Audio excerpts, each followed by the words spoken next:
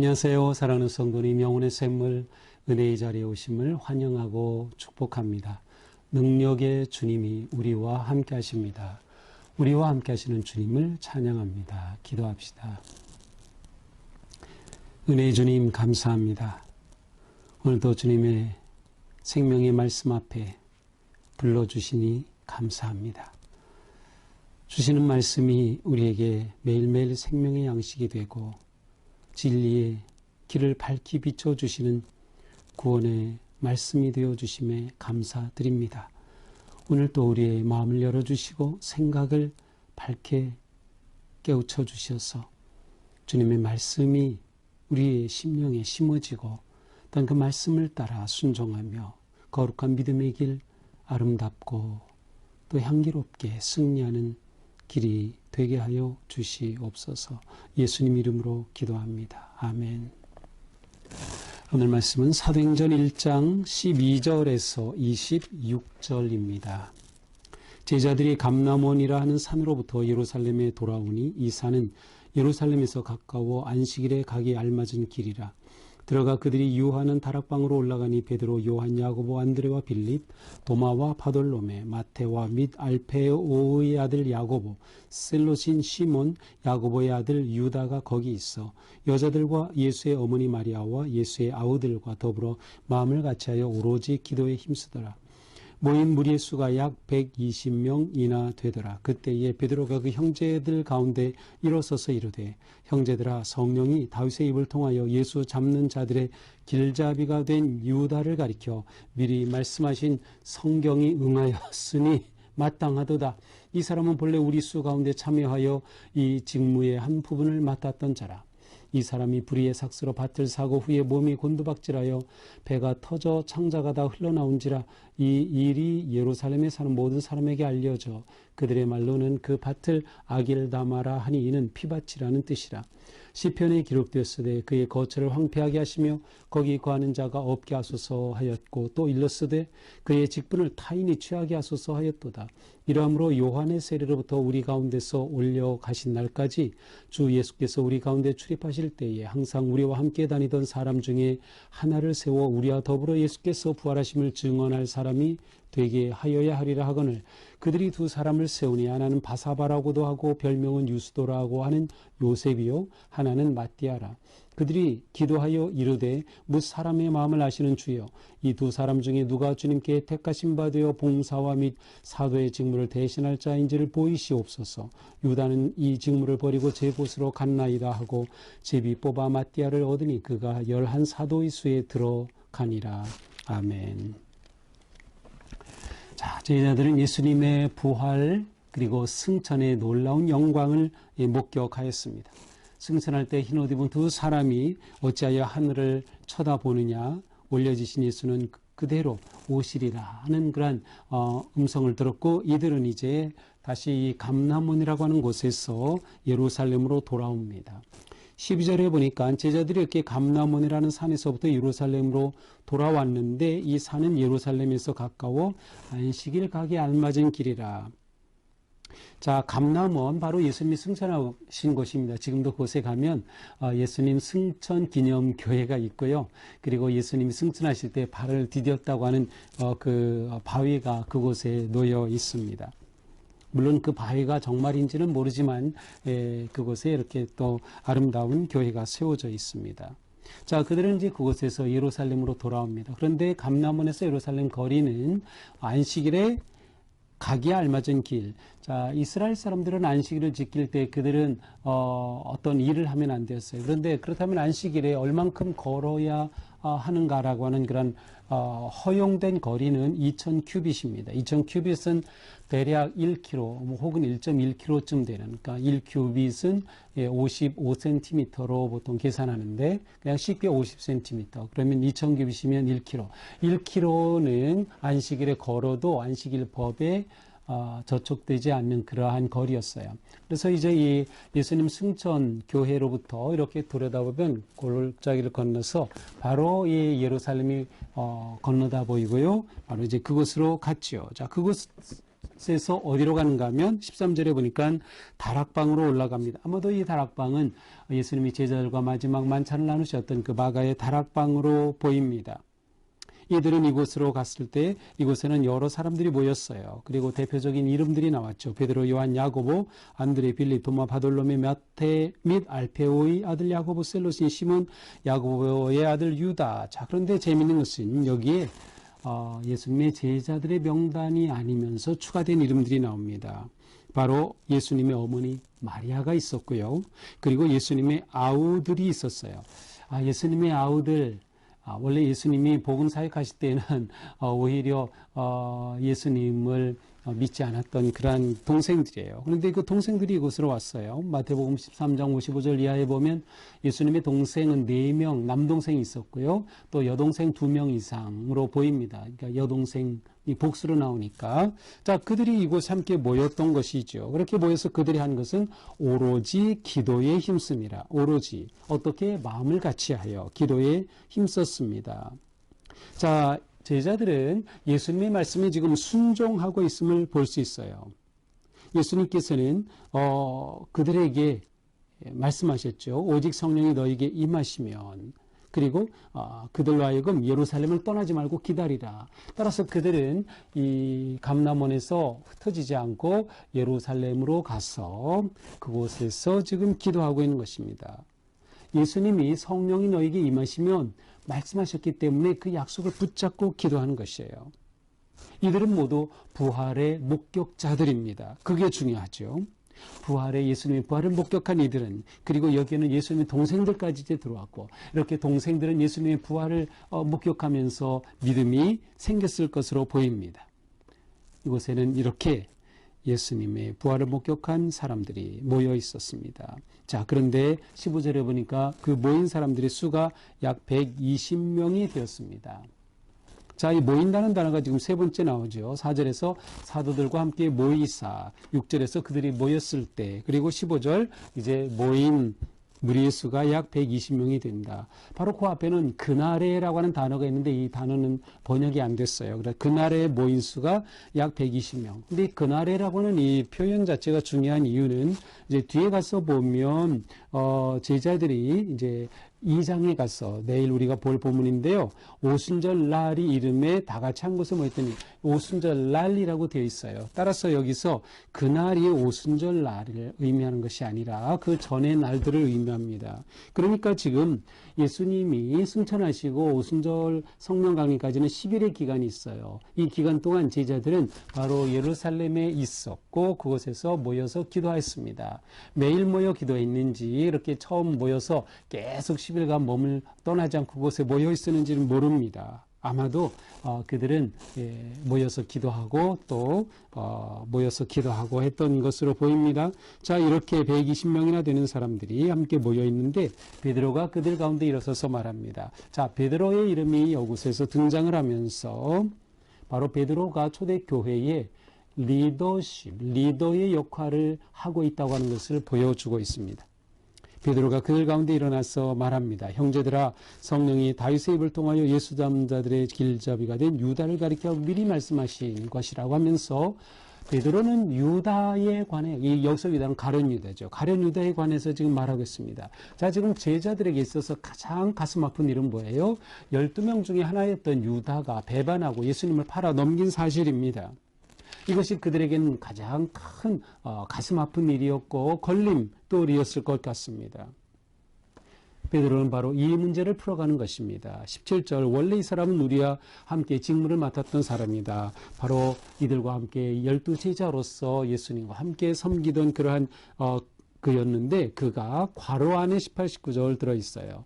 불의 삭스로 밭을 사고 은 30에 예수님을 팔아넘겼죠. 그런데 여기에서는 그 값을 가지고 밭을 산 것으로 나옵니다.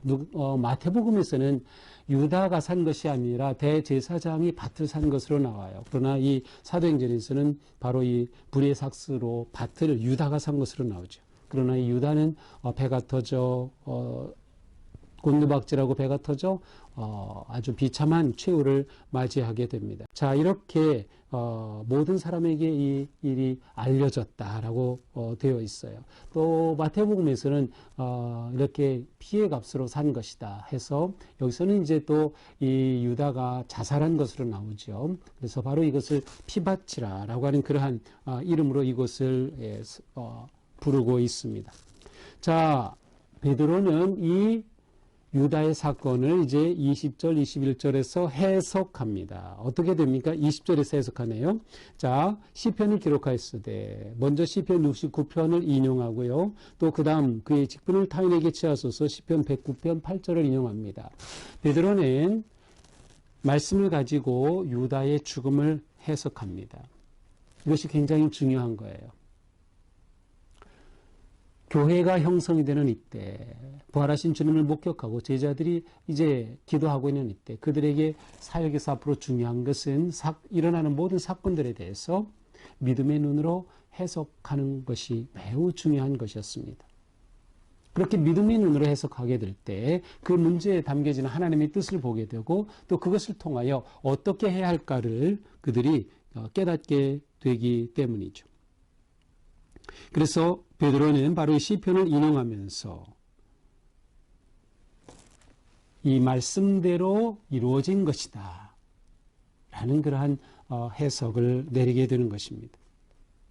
그러므로 이러한 일을 통해서도 하나님의 뜻은 이루어지고 있다라고 하는 것이죠. 자, 하지만 이제 제자들에게 문제는 뭐예요?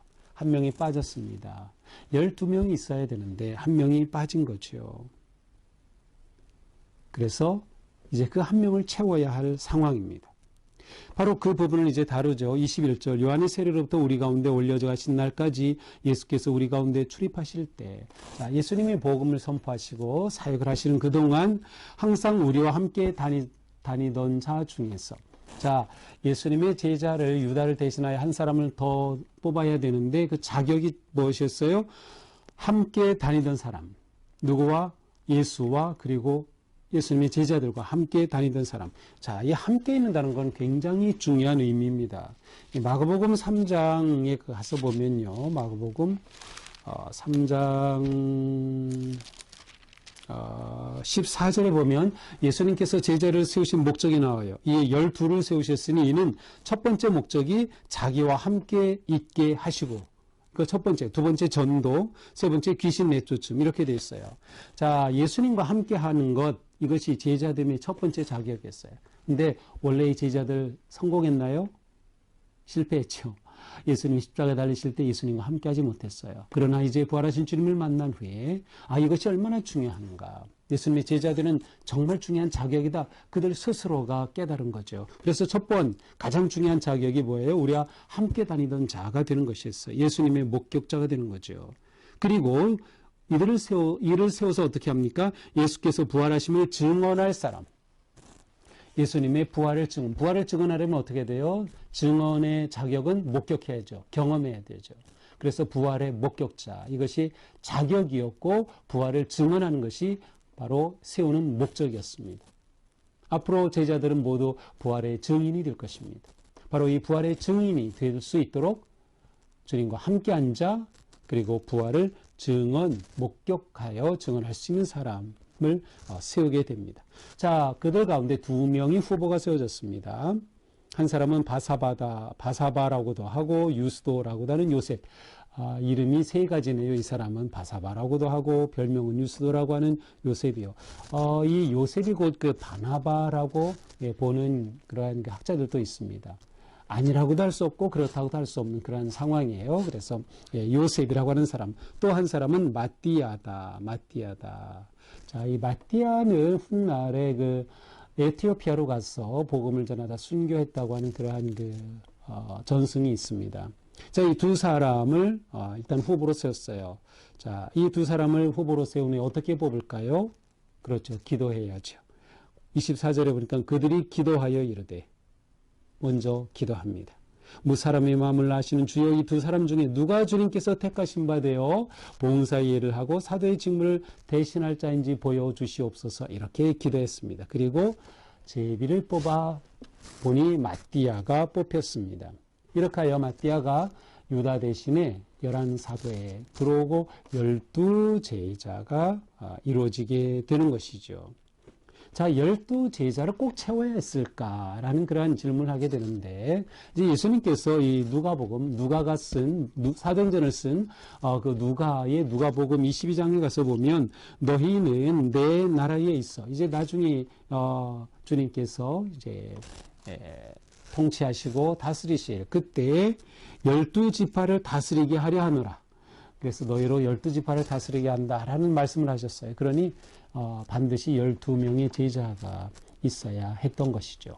또한 12는 완전의 숫자이기도 합니다. 또 이스라엘의 12지파를 대표하고요. 따라서 예수님의 제자 12를 채워넣는 것은 상징적이면서도 굉장히 실제적인 의미가 있었던 것이죠. 이렇게 해서 마띠아를 제비 뽑아 세웁니다. 자, 제비 뽑는 게 이게 어떻게 하나님의 뜻이냐라고 되어 있는데, 이것은 이스라엘 백성들이 가지고 있는 신앙이었습니다. 잠언 16장 33절을 보면 제비는 사람이 뽑지만 결정하는 무슨 분은 주님이 하신다라는 그런 말씀이 있어요. 그래서 제비는 사람이 뽑아도 그 결정은 주님께서 하신다. 바로 그 믿음으로 뽑은 것이죠. 이렇게 해서 마띠아를 뽑아 12명의 제자를 채우게 됩니다. 자, 이것이 오늘의 말씀이죠. 자, 오늘 말씀을 보면서 중요한 것은 첫 번째 순종의 능력이다라고 하는 것이에요. 자, 제자들은 예수님의 말씀에 온전히 순종합니다. 너 예루살렘을 떠나지 말아라. 성령이 임하실 것이다. 제자들은 이 말씀에 온전히 순종하여서 정말 예루살렘에 머뭅니다. 그리고 그곳에서 기도하며 약속하신 성령을 기다리게 되는 것이죠. 자, 그들은 이렇게 모여서 기도했다는 것이 중요합니다. 또한 모인다고 하는 단어가 계속 나오고 있죠. 기도가 앞으로 제자들이 복음의 사역, 곧 부활의 증인의 삶을 살 때 정말 중요한 것임을 경험하게 되고 보게 되는 것이에요. 기도가 길이다. 기도가 생명이다. 라고 하는 것이죠. 그들이 기도에 힘썼을 때 어떤 일이 일어났습니까? 가룟 유다의 문제가 해결이 됐죠. 그것에 대한 해석을 베드로가 할 수 있게 되었고요. 이렇게 보면 베드로가 굉장히 말씀에 그냥 업으로 보기에는 굉장히 깊은 통찰력 있는 그런 제자임을 알 수 있어요. 그 다음에 이들이 이제 내일 보게 되지만 성령 충만함을 입게 되고요. 일단 그들의 삶에 놀라운 은혜를 누리게 되죠. 그리고 이렇게 하여 제자들이 함께 모이고 열둘이 만들어지고 그곳에 120명의 문도가 모이고 하는 공동체가 세워지는 그 과정이 바로 기도를 통해 이루어지는 것입니다.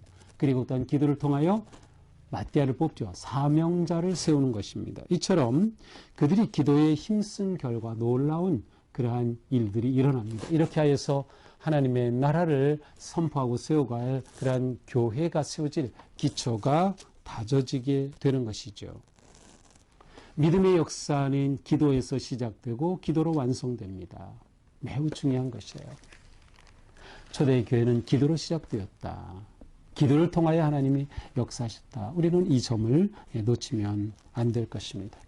오늘 하루도 우리가 주님의 은혜 안에 살아갈 때 기도하는 마음으로 쉬지 않고 기도하는 마음으로 정말 기도하면서 살아가는 하루, 하나님의 뜻을 이루고 하나님의 마음을 품고 나아가는 그러한 오로지 기도에 힘쓰는 삶, 그리고 우리가 믿음의 공동체로서 한 교회의 지체들이기 때문에 모이게 힘쓰고 모여서 기도하는 오로지 기도에 힘쓰는 그런 진정한 기도로 승리하는 성도들이 되기를 축복합니다. 기도합시다. 주님 감사합니다. 저희가 모이게 힘쓰고 모일 때마다 기도하며 기도를 통하여 역사하시는 주님을 경험케 하여 주시옵소서. 우리의 개인의 삶, 우리의 가정, 우리의 직장, 우리의 일터, 단 우리가 섬기는 사역과 교회 모든 일들이 기도에 힘쓰고 한마음으로 기도할 때 하나님의 놀라운 은혜와 역사와 감동이 넘치는 능력의 삶이 되게 하여 주시옵소서. 예수님 이름으로 기도합니다. 아멘. 네, 오늘도 주님의 은혜로 우리 삶이 주님께 기쁨이 되고 영광이 되는 그런 하루가 될 수 있기를 축복합니다. 사랑합니다.